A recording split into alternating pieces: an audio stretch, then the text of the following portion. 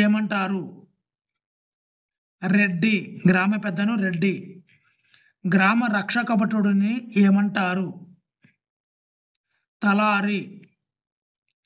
కాకతీయుల కాలంలో రాజుకు చెందిన ప్రభుత్వ భూమిని ఏమంటారు? రాచపొలం. నీటి వసతి కలిగిన భూమిని ఏమంటారు? వెలిపొలం లేదా వెలిచేను. వివిధ రకాల పండ్ల తోటలకు కేటాయించిన భూమిని ఏమంటారు?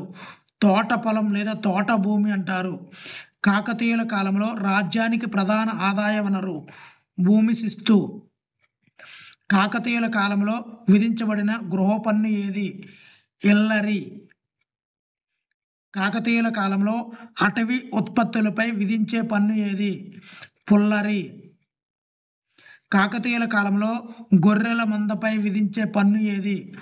అడ్డపట్టు సుంకం. కాకతీయుల కాలంలో పన్ను వసూలు కోసం నియమించబడిన అధికారులు సుంకాధికారులు. కాకతీయుల కాలంలో విదేశీ వాణిజ్యాన్ని అభివృద్ధి చేసే ఉద్దేశంతో అభివృద్ధిపరిచిన రేవుపట్టణం మోటుపల్లి. శివతత్వసారం అనే గ్రంథం ఎవరు రచించారు? మల్లికార్జున పండితారాధ్యుడు. కాకతీయుల కాలంలో ప్రసిద్ధి చెందిన నృత్యం ఏది? పేరిణి నృత్యం. బసవ పురాణం ఎవరు రచించారు? పాల్కురికి సోమనాథుడు. కుమార సంభవం అనే గ్రంథం ఎవరు రచించారు? నన్నెచోడుడు. సంస్కృతంలో ప్రతాపరుద్రీయం దీనిని ఎవరు రచించారు? విద్యానాథుడు. గీతరత్నావళి నృత్యరత్నావళి సంస్కృతంలో ఎవరు రాశారు? జాయపసేనాని. శ్రీరంగనాథ రామాయణం తెలుగులో ఎవరు రాశారు? గోనా బుద్ధారెడ్డి.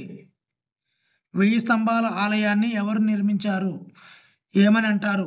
రుద్రేశ్వర ఆలయం. 1000 స్తంభాల ఆలయం ఎక్కడ ఉంది? హనుమకొండ. రామప్ప దేవాలయంలోని ప్రధాన దైవం ఏది? రామలింగేశ్వర స్వామి. రామలింగేశ్వర స్వామి ఆలయాన్ని ఎవరు నిర్మించారు? రేచర్ల రుద్రుడు. ఏ ఆలయ శిల్పకళలో జాయపసేనాని నృత్యరత్నావళి ప్రతిబింబిస్తుంది? రామప్ప దేవాలయం. 1000 స్తంభాల ఆలయం, రామప్ప దేవాలయాలను ప్రపంచ వారసత్వాలుగా ఎవరు గుర్తించారంటే యునెస్కో. 1323 సంవత్సరంలో ఉలుగ్ ఖాన్ నాయకత్వంలో ఢిల్లీ సుల్తాన్ ఏ రాజ్యాన్ని ఆక్రమించుకున్నారంటే కాకతీయ రాజ్యం. ముసునూరు నాయకుల్లో రేకపల్లిని రాజధానిగా చేసుకొని అధికారాన్ని చేపట్టింది ప్రళయ నాయకుడు. మరి వీడియో నచ్చితే తప్పనిసరిగా లైక్ చేయండి. Thank you.